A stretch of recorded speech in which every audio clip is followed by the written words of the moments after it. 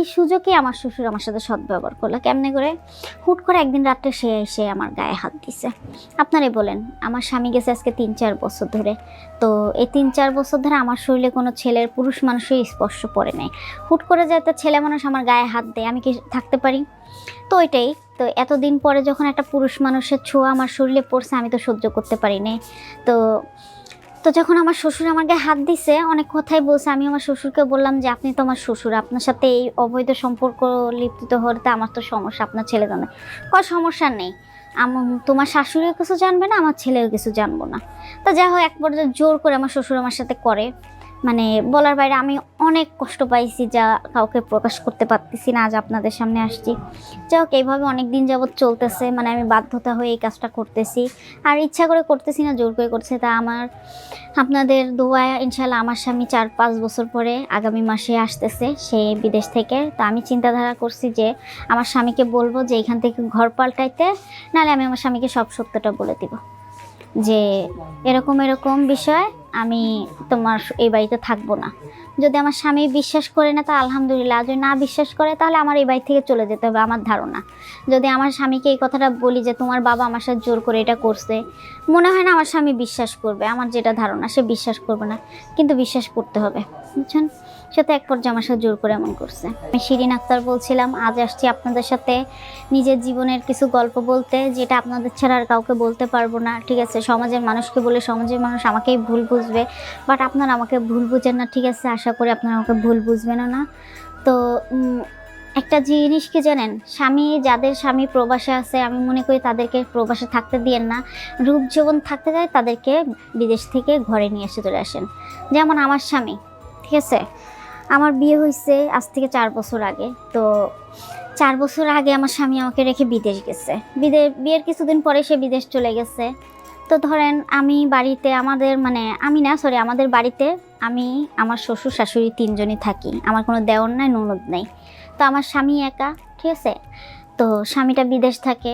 তো যাই হোক, আমি চাই আমার যে সতীত্ব, আমার স্বামী সর্বপ্রথম আমাকে স্পর্শ করছে, তার স্পর্শে আমি থাকতে চাই।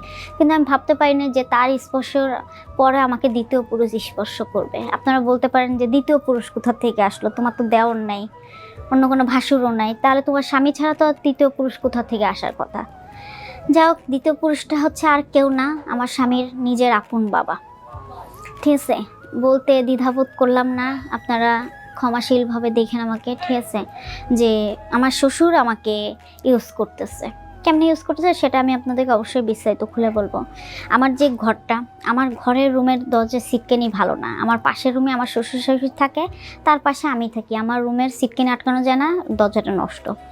যাই হোক, আমার স্বামী অনেক দিন হিসেবে যাবৎ সে বিদেশ চলে গেছে। যখন আমার কোনো সমস্যা হয় না, তো আগামীতে সমস্যা হবে না।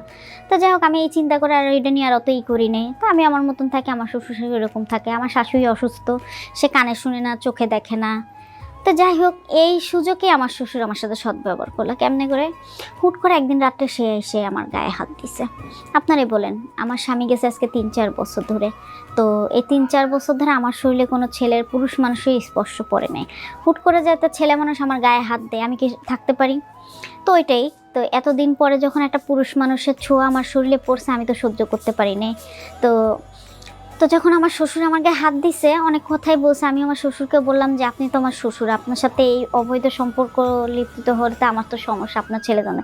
কোনো সমস্যা নেই, তোমার শাশুড়িও কিছু জানবে না, আমার ছেলেও কিছু জানবো না। তো যাই হোক, এক পর্যায়ে জোর করে আমার শ্বশুর আমার সাথে করে, মানে বলার বাইরে। আমি অনেক কষ্ট পাইছি, যা কাউকে প্রকাশ করতে পারতেছি না, আজ আপনাদের সামনে আসছি। যাই হোক, এইভাবে অনেক দিন যাবৎ চলতেছে, মানে আমি বাধ্যতা হয়ে এই কাজটা করতেছি। আর ইচ্ছা করে করতেছি না, জোর করে করছে। তা আপনাদের দোয়ায় ইনশাল্লাহ আমার স্বামী 4-5 বছর পরে আগামী মাসে আসতেছে সে বিদেশ থেকে। তো আমি চিন্তাধারা করছি যে আমার স্বামীকে বলবো যে এখান থেকে ঘর পাল্টাইতে, নাহলে আমি আমার স্বামীকে সব সত্যটা বলে দিব যে এরকম এরকম বিষয়, আমি তোমার এই বাড়িতে থাকবো না। যদি আমার স্বামী বিশ্বাস করে না তা আলহামদুলিল্লাহ, যদি না বিশ্বাস করে তাহলে আমার এই বাড়ি থেকে চলে যেতে হবে, আমার ধারণা।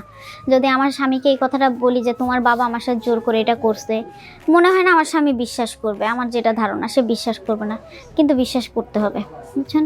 সে তো এক পর্যায়ে আমার সাথে জোর করে এমন করছে। তো আপনাদের মানে মন্তব্যটা কি আমাকে অবশ্যই বলেন, ঠিক আছে? যে আমার সাথে যে অন্যায়টা হচ্ছে, এটা কি ঠিক না বেঠিক? আপনারা অবশ্যই আমাকে একটু জানেন। আমার সাথে একটা অন্যায় হচ্ছে, আমি তো ইচ্ছা করে করতেছি না। এখন আমার স্বামী আসলে সেটার বিচার সে করবে, তার ছাড়া উপায় নেই। এখন আমি চিন্তা করে দেখছি যে আমার স্বামী আসার পরে তার কাছে আমি সব কিছু বিস্তারিত খুলে বলবো যে দেখো তুমি চলে যাওয়ার পরে আমি তো আমার সতীত্ব ধরে রাখতে চাইছিলাম কিন্তু পারি নাই। তোমার বাবা আমার সতীত্ব আমাকে ধরে রাখতে দেয়নি। তোমার বাবা আমার সাথে জোর করে এরকম এরকম এতদিন ধরে এগুলা করে যাচ্ছে। এখন তুমি আসছো, এই কথাটা বললে তোমার হাজবেন্ড তোমাকে রাখবে? এটাই তো আমি বলতেছি যে আপনারাই বলতে পারেন আমি স্বামীকে বললে কি সে আমাকে রাখবে নাকি আমাকে এইভাবেই দিন কাটায় যেতে হবে। এখন আমি দেখবো যে আমার স্বামী আসার পরে আমার শ্বশুর কি করে, করার পরে তারপরে, এর আগে আমি কিছু বলবো না। আমি যখন দেখবো যে আমার স্বামী আসার পরে আমার শ্বশুর এইভাবে আমাকে ব্যবহার করতে চাচ্ছে তখন আমি বাধ্যতামূলক যে কোনো একটা পদক্ষেপ নিয়ে আমার স্বামীকে জানাবো। জানানোর পরে দেখবো সে কি করে, কারণ আমি আমার সতীত্ব ধরে রাখতে, সে কিন্তু আজকে দীর্ঘ অনেক দিন যাবৎ বিদেশ। এতদিন যাবৎ যখন আমি আমার অস্তিত্ব ধরে রাখতে পারি তা আগামী তো ধরে রাখতে পারবো, কিন্তু সেটা তো তার বাবা দেয় নাই। এটা তো আমার কোনো দোষ না, আপনারাই বলেন এটা আমার কোনো দোষ। আর আমি তো আমার শ্বশুরের সাথে ইচ্ছাকৃত বেড শেয়ার করতেছি না, তার সাথে পরকে লিপ্ত হই নাই কোনো পরকে। সে তো এক দফা বলতে গেলে যে সে আমার সাথে জোর করে এমন করতেছে। আপনারাই বলেন আমি কি করব? আমার স্বামীর কাছে বিচার দিব নাকি এইভাবেই শ্বশুরের সাথে সম্পর্ক চালিয়ে যাব? আপনারা অবশ্যই কমেন্ট করে জানান। খোদা হাফেজ।